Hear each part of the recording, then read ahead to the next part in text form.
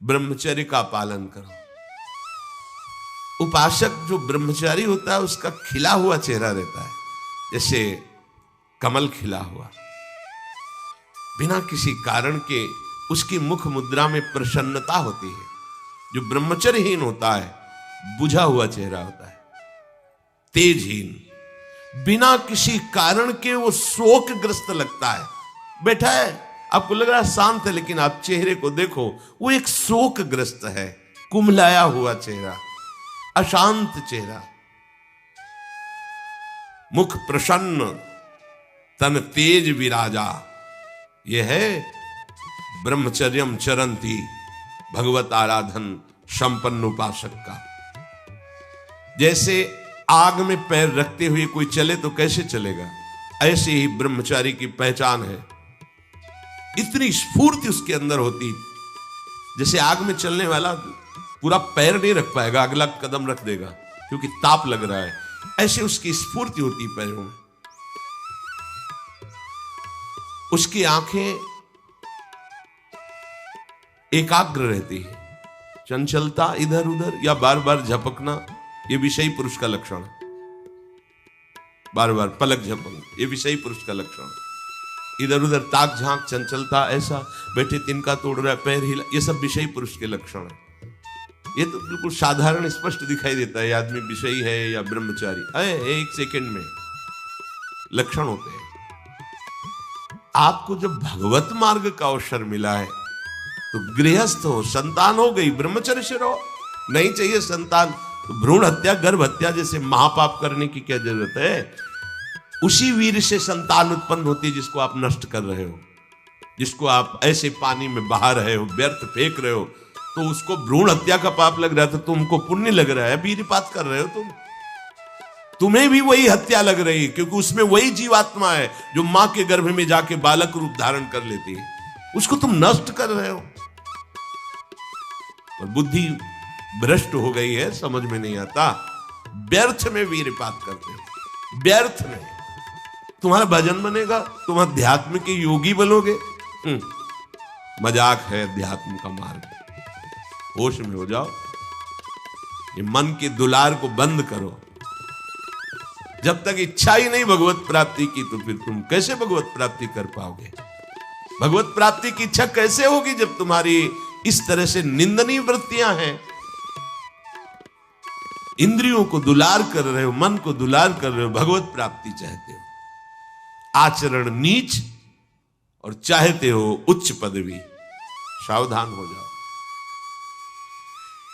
यदि क्षंतो ब्रह्मचर्यम चरंत, ब्रह्मचर्य बहुत बहुत आवश्यक है, सबके लिए आवश्यक है, स्त्री पुरुष सबके लिए आवश्यक है। आप उसको केवल भगवत प्राप्ति से ही मत समझिए। अरे जीना है तो ब्रह्मचर्य की आवश्यकता है, स्वस्थता की आवश्यकता है, प्रसन्नता की आवश्यकता नहीं। मरा हुआ जीवन, रोज सुबह शाम निकल रही, रोज जीवन जा रहा है, किस काम का जीवन? गया गई, रात्रि गई, दिन गया, समय जा रहा है। तुम्हारा उद्देश्य क्या है? तुम्हारे हाथ क्या लग रहा है? क्या प्राप्त कर रहे हो? विचार ही नहीं रह गए, विवेक ही नहीं रहे, पशुवत बस ऊपर चमड़ी में सुंदरता का लेप करके और मलमूत्रों के भांड में प्रियता करके पूरा जन्म नष्ट कर देना। कैसी धिक्कारमयी बुद्धि हमारी है। जहां हमें मुक्त होना चाहिए वहां मांग क्या रहे। कोई बिरला ही मुक्त होना चाहता है, वो बिरला वही होता है वीतरागाहा, जिसका राग नष्ट हो गया है, वो वैराग्यवान चाह करता है भगवत प्राप्ति की। जो भगवत प्राप्ति की इच्छा रखता है और ब्रह्मचर्य का पालन करता है, उसकी इंद्रियां शांत हो जाती है। सिद्धांत समझो, खूब भगवत भजन करो, चाहे गृहस्थ हो चाहे विरक्त। संतान उत्पत्ति की आवश्यकता है तो ब्रह्मचर्य नष्ट करो, नहीं तो गृहस्थ में भी ब्रह्मचर्य रहा जा सकता है। हर समय थोड़ी तुम्हारे अंदर विकार रहता है। बहुत सात्विक गृहस्थ हमने दर्शन की, बहुत सात्विक। अब तो ऐसा देखना, सुनना, बोलना, खाना पीना हो गया है कि ब्रह्मचर्य तो एक स्वप्न जैसी बात है, कोई इसे धारण ही नहीं करना चाहता। उसका कुपरिणाम सब भोग रहे हैं, सब भोग रहे हैं। नई अवस्था है, पता नहीं चलता है। कि इसका जीवन का क्या उद्देश्य है, जीवन क्या है, समझ में नहीं आ रहा। मतलब कोई बाहरी संसारी हो तो चलो, बेचारे को मार्ग नहीं पता है, रोज सत्संग सुनते हैं, उनको यह पता नहीं कि मेरा उद्देश्य क्या है। अभी तक कैसे यही समझ में नहीं आता, उद्देश्य क्या है तुम्हारा। भोग उद्देश्य है तो नाटक क्यों कर रहे हो, जाओ मरो जाके भोगों में। अगर योग उद्देश्य है तो फिर चूक क्यों कर रहे हो, आगे बढ़ो। संपूर्ण इंद्रियां शांत हो जाती उसकी जिसके अंदर भगवत प्राप्ति की इच्छा और ब्रह्मचर्य पालन। शब्द याद करो, ये शास्त्र है।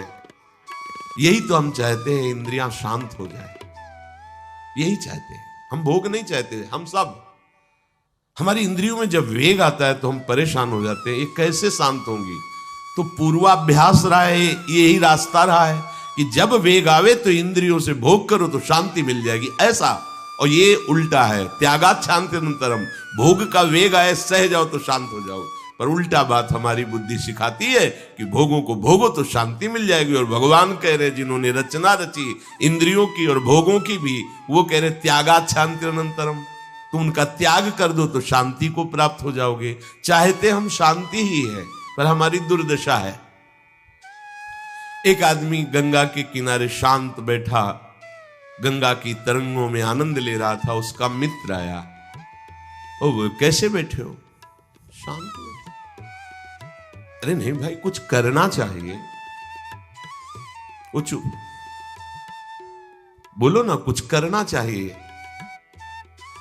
करने से क्या होगा, कुछ करोगे तो पैसा मिलेगा। पैसे से क्या करेंगे, भोग सामग्री लेंगे। भोग सामग्री से क्या करेंगे, भोगेंगे। भोगने से क्या होगा, शांत हो जाएंगे। बोले तुम्हारी गलत बात है, भोगों से शांति तो प्राप्त नहीं होती। मैं अभी शांत बैठा हूं और तुम मुझे अशांति की प्रेरणा दे रहे हो कि कुछ करो, धन मिलेगा, उससे भोग मिलेगा और भोग के बाद शांति मिलेगी। ऐसा कभी हो ही नहीं सकता। भोगों के भोगने से अशांति और तृष्णा पैदा होती है। बस ऐसा ही मेरा मित्र मन है, ये सिखाता है, यही सिखाता है। हम शांत बैठना चाहते हैं, ये मुझे अशांति के मार्ग में लेकर शांति दिखा रहा है। संभालो संभालो, सबसे चूक हो सकती है, चूक को संभाल ले वही साधक है। अगर चूक ना हो तो साधक थोड़ी, वो तो सिद्ध है। साधक का शब्द ही है कि वो साधना कर रहा है, उससे चूक हो सकती है, पर वो चूक पुनरावृत्ति में नहीं आनी चाहिए। एक बार चूक हो गई, संभाल लिया। भगवान उस चूक को चूक ही नहीं मानते हैं जो संभाल ली जाए। जो बार बार पुनरावृत्ति की जाती है वो अपराध है, वो दंड है, उसको भोगना पड़ेगा। कोई और दंड नहीं देगा, वही क्रिया, वही चेष्टा तुम्हारी तुम्हें जला देगी, तुम्हें अशांत कर देगी। एक क्षण की चेष्टा पूरे जीवन भर के लिए तुम्हें जलन पैदा कर सकती, पूरे जीवन। एक चेष्टा तुम्हें विमुख कर सकती है, पूरा जीवन बर्बाद कर सकती है।